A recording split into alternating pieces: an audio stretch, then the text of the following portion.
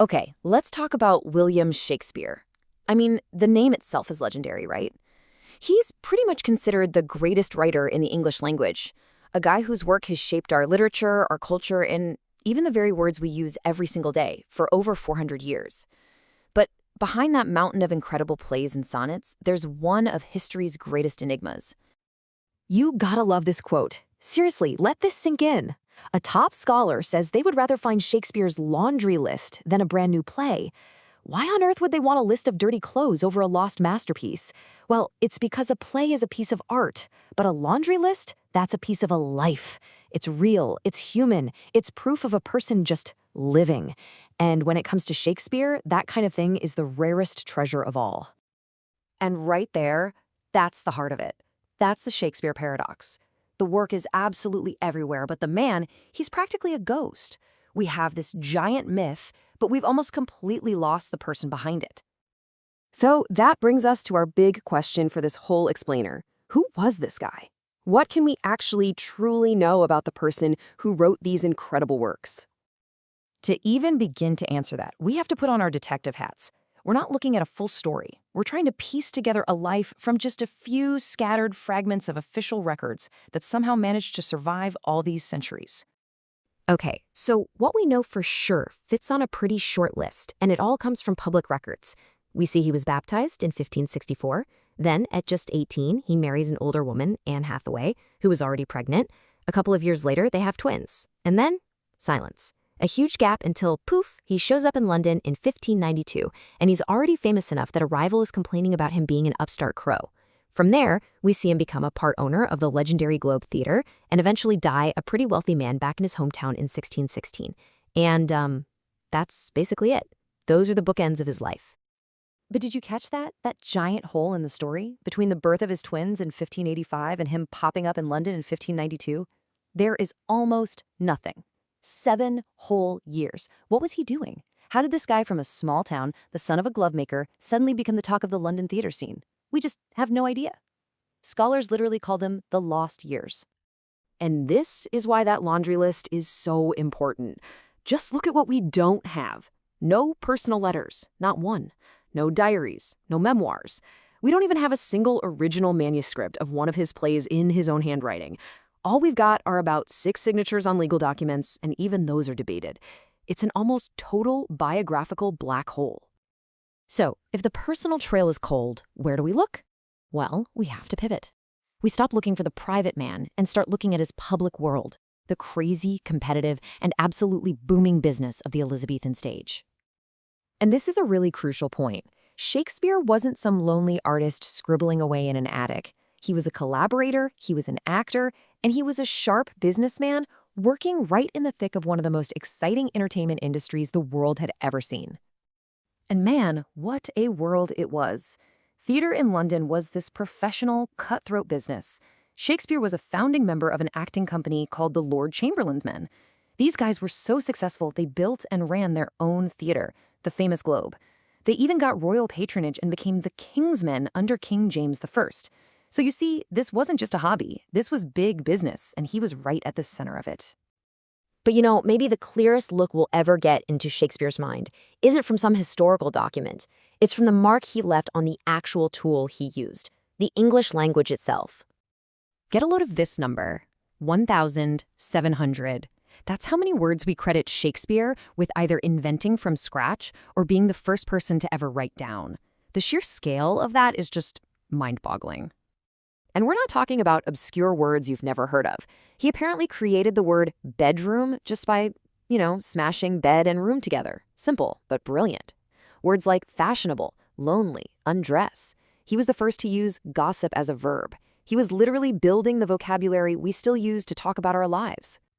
And it didn't stop with just single words. Our everyday conversations are packed with his phrases. You ever go to a party and try to break the ice? Yep, you're quoting Shakespeare.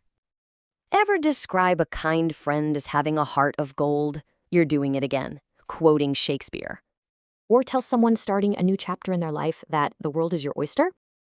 That's him too. His language literally became our language. It's baked right in. So this all leads us to the biggest question of all, doesn't it? Why? After 400 years of unbelievable change in the world, why does he still feel so alive, so relevant? His own friend and rival, the playwright Ben Jonson, he called it way back in 1623. When the first big collection of Shakespeare's plays came out, Jonson wrote that famous line in the introduction, "He was not of an age, but for all time." He totally nailed it. And a big part of the answer is that the plays themselves are just so incredibly rich. There's no one right way to read them. You can come at it from a biographical angle, trying to find clues about his life in the text, or you can use a historical lens and ask, what did this mean to the people watching it back then? Or, and this might be the most powerful way, you can use a presentist lens and ask, what does this play mean to us, right here, right now? But if you really want to boil it down, his timeless appeal comes from two main things. First, the themes are universal. Love, jealousy, ambition, revenge, loss. These are the things that make us human, and they don't have an expiration date. And second, the stories are just infinitely adaptable. They're like these perfect blueprints for human drama that can be retold again and again in any culture, in any medium you can imagine. Which, of course, brings us full circle, right back to that paradox. The man is a ghost, the work is immortal. So I'll just leave you with this question to think about. Does the fact that we know so little about him, that deep mystery of the man, actually make the magic of his work even more powerful? Does it add to the magic that these universal truths seem to come not from a man, but from the words themselves? Welcome to the Deep Dive, where we cut through the noise to bring you the most essential insights. Today, we're plunging into a story so iconic, it practically invented the idea of a timeless classic, William Shakespeare's Hamlet. Yeah, it really is the one, isn't it? Consistently called Shakespeare's best-known, most imitated, and most analyzed play. And for good reason. Absolutely. So what's our mission today? We're going beyond just the plot, the melancholy Dane and all that. We want to explore how this single play has been seen and re-seen, argued over for centuries. We're talking literary critics, philosophers, even psychologists weighing in. Exactly. It's like looking at the same object through completely different lenses over time. This deep dive, then, is about uncovering those aha moments, the surprising insights that make Hamlet feel perpetually relevant. We want to give you a shortcut to understanding why, as scholar Maynard Mack put it, it remains the greatest riddle of all. A riddle indeed. Okay, let's unpack this. Imagine looking at this masterpiece through, like, a shifting kaleidoscope. What critics saw in Hamlet back in the 17th century, it's vastly different from what we might focus on today. It really is.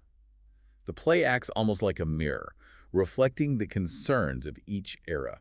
So how did it start? What were those early takes like? Well, right after Shakespeare's time, say late 17th, early 18th century, its popularity wasn't just about profound tragedy. It was actually strongly tied to its portrayal of madness. Madness, really? Yeah, and its staging was often generally more violently done than we might imagine now. Contemporary accounts show it was famous for the ghost, sure, but also for dramatizing melancholy and insanity. Huh. Any specific examples? Well, Abraham Wright, writing in 1655, even praised the humor of the gravedigger scene. So it clearly had a broader appeal, not just highbrow drama. Right, but here's where it gets really interesting, isn't it? After the monarchy is restored in 1660, things changed. They did. A lot of critics, really influenced by these strict neoclassical ideas, think Greek and Roman drama, rules, decorum. They actually looked down on Shakespeare quite a bit. Disparaged him. Wow. Yeah, John Evelyn saw the play in 1661 and basically deplored its violations of the dramatic unity's time, place, action.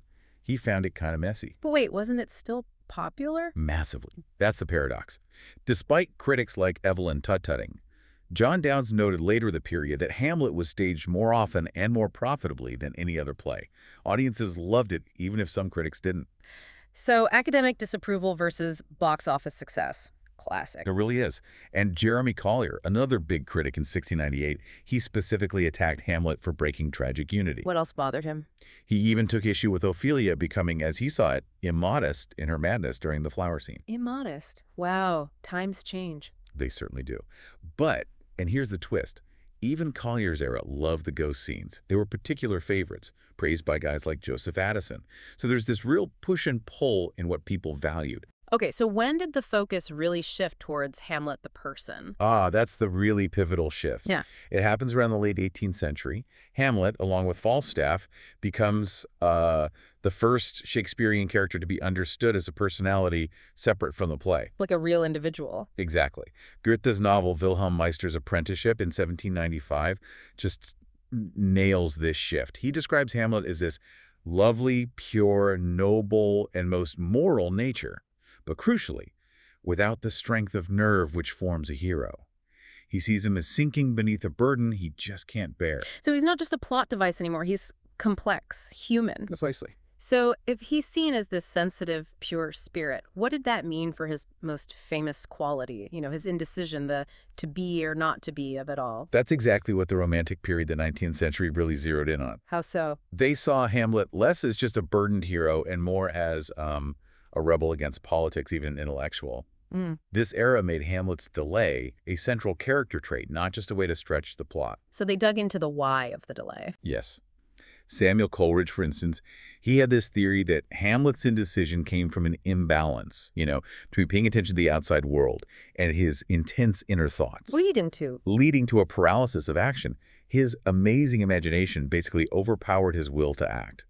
Coleridge thought Shakespeare was showing that man must act and not be trammeled by excessive thinking. Very romantic idea. That's a fascinating psychological reading, even before psychology as we know it really took off. It was, yeah. Deeply insightful for its time. And then, of course, the actual field of psychology did step onto the stage of Hamlet criticism. That must have really changed things. Oh, profoundly. Turn of the 20th century, you get these hugely influential ideas, especially from A.C. Bradley and Sigmund Freud. Bradley first, what was his take? Bradley really pushed for studying Hamlet as if he were a real person. He put the delay down to a deep melancholy, rooted specifically in Hamlet's disappointment with his mother's hasty remarriage. Okay, focusing on the emotional impact. And Freud. Well, Freud, famously, saw Hamlet's struggles through the lens of the Oedipus complex. Ah, yes. The classic Freudian idea. Right. He argues Hamlet couldn't avenge Claudius because, unconsciously, he saw his own repressed wishes of his own childhood realized in Claudius's actions, killing the father and marrying the mother. Whoa, that's intense. It is. Freud even connected the play's writing to Shakespeare's own life, his father's death around that time, his son being named Hamnet. He suggested a really deep personal origin for the play's themes. That's a really powerful and I imagine quite controversial interpretation. Did it stick? Did everyone just accept the Oedipal reading? Hugely influential, yes, but definitely not the final word. As we moved into the 21st century, scholars start pushing back a bit, or at least broadening the view. How so? While no one denies the psychological depth, there's been a really significant movement toward understanding the political aspects of Hamlet more fully. Politics. Like court intrigue. That, but also deeper structures of power. Scholars like Margreta de Gracia and Linda Charnes point out that loads of words in the play have multiple meanings, and some carry a very overt political concern with land and succession. So the argument is that focusing only on Hamlet's psyche misses the bigger picture of Elsinore as a state. Pretty much. A purely psychological lens, while really illuminating, can sometimes obscure these crucial contexts about power, legitimacy, and the state itself. Okay, so we've tracked this evolution in how critics see Hamlet himself. Let's zoom in now on some of the play's biggest questions and see how these different lenses give us those aha moments. Revenge and Hamlet's delay has to be top of the list, right? Absolutely central. And Hamlet is fascinating because it doesn't just give us one model of revenge. It shows 5 sons of murdered fathers, Hamlet, Laertes, Fortinbras, even Pyrrhus in the play within a play, and Brutus is mentioned. And they all react differently. Totally differently. Laertes is all immediate fiery action. Fortinbras channels his energy into attacking a different nation to reclaim lost honor.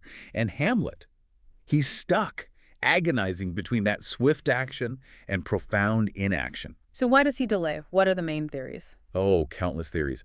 Maybe he fears becoming just like Claudius, the killer. Maybe he's genuinely burdened by Renaissance ideals about reason over passion.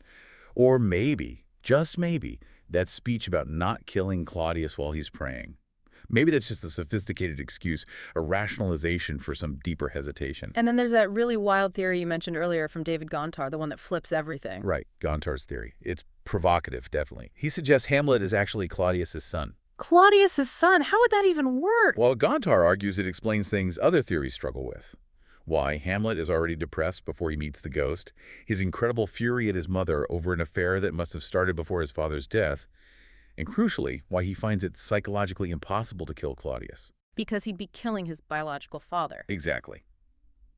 In this reading, the ghost isn't a wronged spirit demanding justice. He's a liar, manipulating Hamlet for his own ends. Wow. That completely reframes the entire play. It makes the ghost sinister. It does. It's a challenging theory. Makes you rethink everything. Okay, let's shift from the personal to the spiritual and philosophical backdrop. You mentioned Hamlet reflects the religious tensions of Shakespeare's time. Oh, absolutely. It's a real battleground for the two dominant theological forces, Catholicism and Protestantism. Where do we see Catholicism? Most obviously with the ghost. His description of purgatory, needing to be purged of sins, dying without last rites, that's all very Catholic doctrine. And Ophelia's burial ceremony, the arguments about it, have strong Catholic echoes too. And that creates a conflict for Hamlet. A huge one. Catholic doctrine stresses duty to God and family.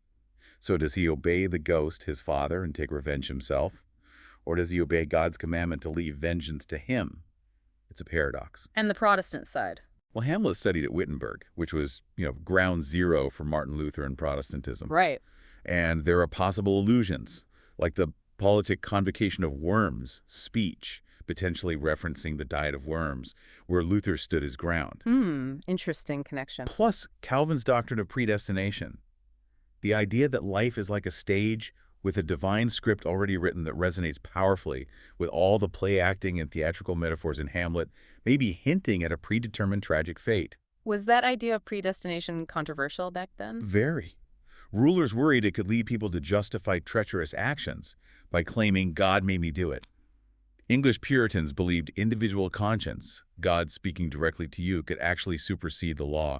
Even King James disliked Protestant leaders who challenged monarchs. So Hamlet's internal struggle mirrors England's own religious and political anxieties. Precisely. And beyond religion, the play taps into this prevailing skepticism towards that optimistic Renaissance humanist idea that man was godlike. You mean Hamlet's famous speech? Exactly. What a piece of work is a man? It starts with awe, but ends in disillusionment. And yet, to me, what is this quintessence of dust? It echoes thinkers like Montaigne, who criticize human arrogance. This questioning of humanity's place runs deep. It's amazing how layered it is. It's not just what Shakespeare wrote, but how he wrote it. He broke dramatic rules, didn't he? And that's part of its power. He absolutely did. He really defied convention. Yeah. See, back then, plays were mostly about action, plot, progression. Getting things done on stage. Right. But Shakespeare, in Hamlet, prioritized character over action. The real highlights aren't the sword fights, so they happen, but the soliloquies. That's where Hamlet unpacks his soul for And us. its structure's different, too. Yeah, it lacks strong subplots. Everything really revolves around Hamlet and his central struggle. And scholars still debate this, but those moments where Hamlet seems to suddenly shift from action to inaction, to those seeming discontinuities, Are they mistakes? or are they intentional additions meant to enhance the play's themes of confusion, duality, maybe even madness, as part of the puzzle? And the language itself, it's pretty famous. Oh, it's a masterclass. It captures that elaborate, witty vocabulary you'd expect at a royal court, reflecting ideals like those in Castiglione's The Courtier. Hamlet's own way of speaking is incredibly educated, packed with rhetorical devices like anaphora, complex metaphors. And puns. He uses a lot of puns, especially when he's pretending to be mad. Yes. And that's fascinating. He uses puns almost like a weapon or a shield. They let him reveal his true thoughts while at the same time hiding them. It's incredibly clever. Is there anything more to the puns? Well, interestingly, some modern psychologists have noted that a heavy reliance on puns can sometimes be associated with conditions like schizophrenia. It just adds another layer to that whole question of whether his madness is real or feigned, or maybe a bit of both. Wow. Okay, so as we move towards more modern ways of looking at the play, what other lenses have critics brought? Feminist criticism, for instance. That's been hugely important. Feminist criticism really digs into the gender system of early modern England as it plays out in Hamlet. How does that change our view of the female characters, like Gertrude? Well, Critics like Carolyn Heilbrunn mounted a strong defense of Gertrude. She argued quite persuasively that the text itself never hints that Gertrude knew Claudius had poisoned King Hamlet. For centuries, people just assumed she was complicit, mostly based on Hamlet's own angry, biased view of her. So it challenges interpretations based solely on Hamlet's perspective.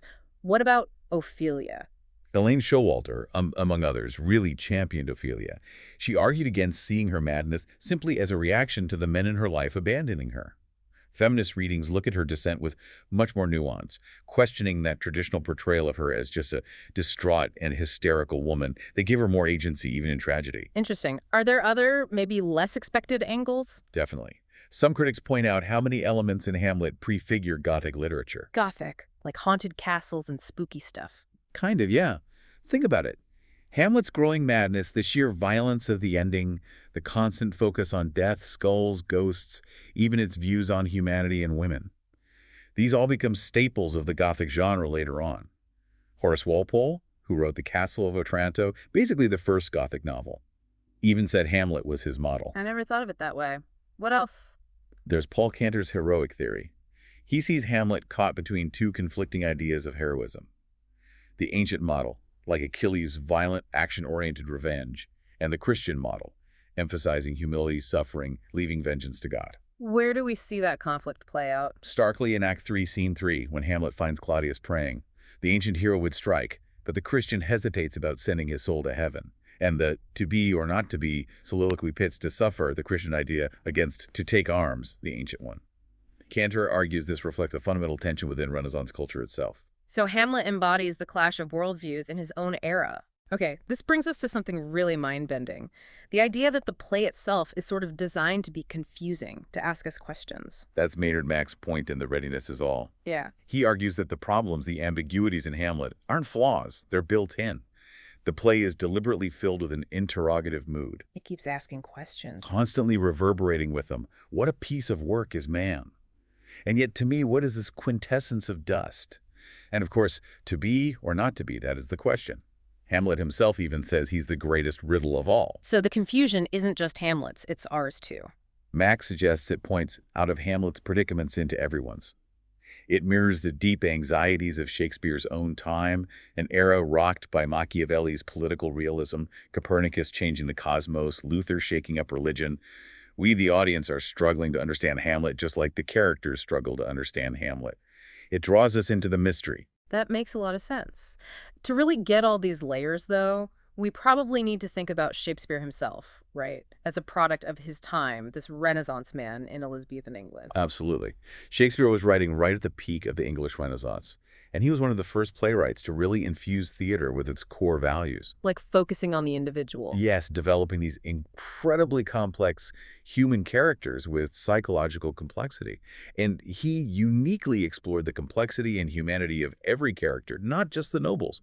Even kings, like Lear or Macbeth, are shown making terrible mistakes. That was pretty radical, showing monarchs as flawed humans. But being a playwright back then, especially dealing with history and kings, that must have been tricky. Wasn't there censorship? Oh, definitely. It was a high-wire act. Shakespeare's histories were inherently political plays. The Privy Council, the Queen's advisors, regularly scrutinized plays dealing with matters of divinity and state. Did Shakespeare ever get censored? There's evidence parts of Henry VI were cut. And the scene in Richard II where the king is actually deposed, that was initially left out of published versions because it was just too politically sensitive, showing a monarch being overthrown. So history, politics, religion, they were all tangled up. Completely. Elizabethan society did not draw a firm distinction between history and politics, or between politics and religion. So plays like Hamlet, dealing with succession, legitimacy, ghosts, and revenge, were incredibly potent commentary, often needing to be subtle. Were his plays meant to be historically accurate, though? Not really, no. Accuracy wasn't the main goal. You find anachronisms all the time, clocks appearing centuries before they were invented, Cleopatra playing billiards. Billiards. Seriously. Seriously. But these probably weren't mistakes. They likely served to forge links between past and present situations for the audience, making the history feel relevant. Even the alternative title for Henry VIII, All Is True, might have been ironic. Or maybe it meant the play showed universal validity in its political dynamics rather than factual correctness. So Shakespeare wasn't just entertaining, he was thinking politically. Deeply. He tackled fundamental questions about nobility, good governance, even the roles of women in political life. He implicitly questioned whether even divine right gave monarchs the absolute right to rule in a lawless manner. He seems to advocate for strategic thinking, realistic goals, all aimed at societal edification improvement. It's just incredible how Hamlet keeps doing this. It serves as this profound lens for generation after generation of critics. It really does. It's a testament to its richness, isn't it? It can be a heroic tale, a deep psychological drama, a sharp political commentary, and somehow still a mirror to our own confusing world all at once.